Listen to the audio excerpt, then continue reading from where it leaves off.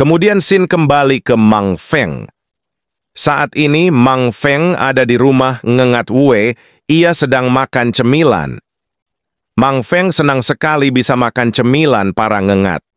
Walaupun rasanya hambar, tapi ini jauh lebih baik daripada harus makan serangga yang rasanya seperti makan ikan busuk, tapi tetap saja hambar, tidak enak. Mang Feng jadi ingin makan daging wagyu yang dipanggang dengan kecap manis. Wah, pasti mantap.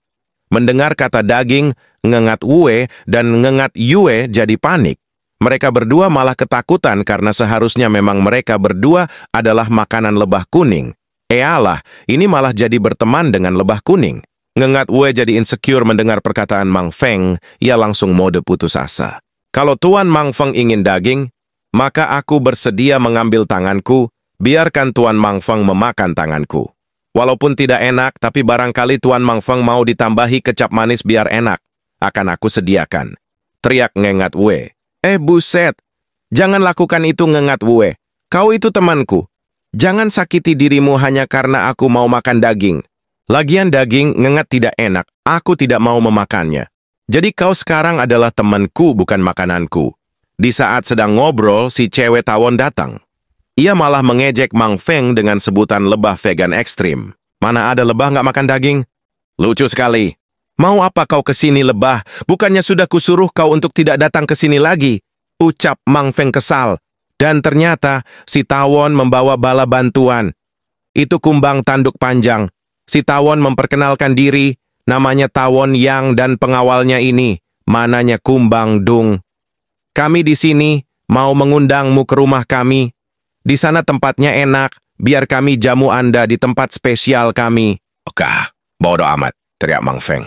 Oke, kalau begitu jangan salahkan kami kalau kami menggunakan cara kasar. Kumbang Dung langsung beraksi, tangkap lebah kuning itu dan dua ngengat itu.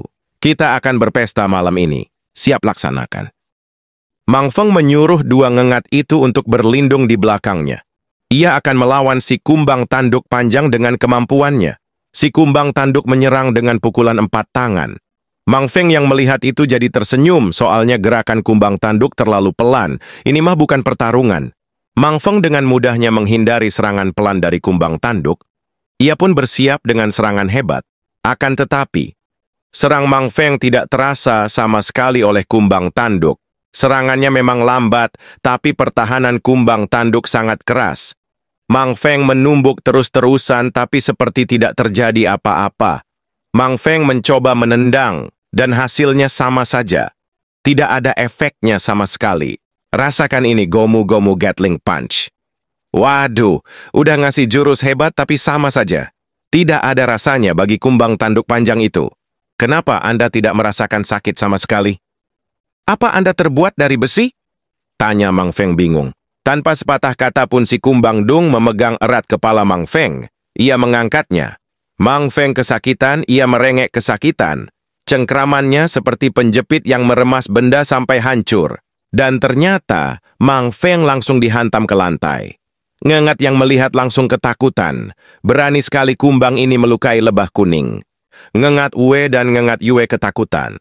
Seekor lebah kuning terkapar lemas di hadapannya. Ini keterlaluan. Tawon dan kumbang tanduk panjang dalam masalah besar. SQ Tawon pun mengatakan kalau mereka semua baik-baik saja.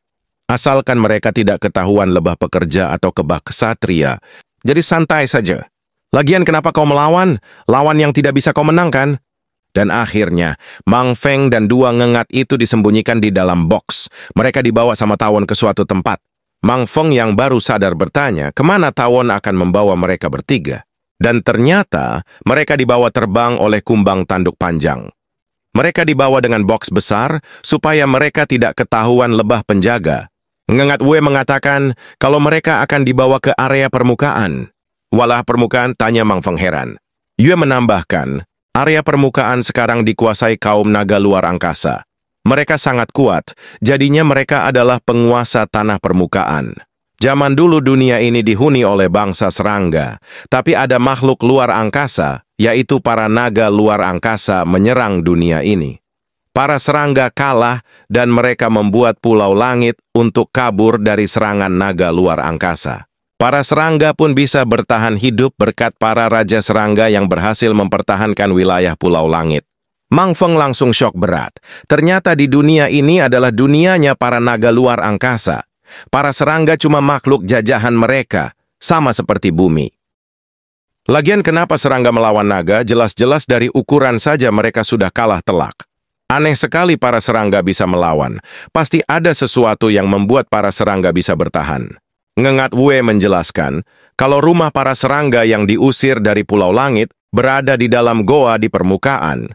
Goa-goa kecil yang menjadi tempat sembunyi biasanya terhindar dari serangan para naga.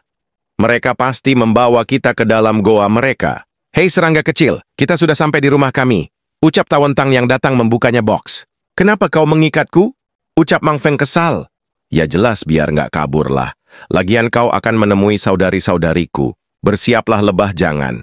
Kau harus memberikan kami keturunan yang kuat. Waduh, mau jadikan apa ini si Mang Feng?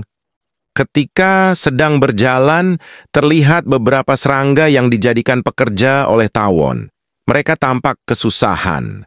Ada banyak dari serangga-serangga pekerja yang ada di situ, kelihatannya mereka begitu menyedihkan.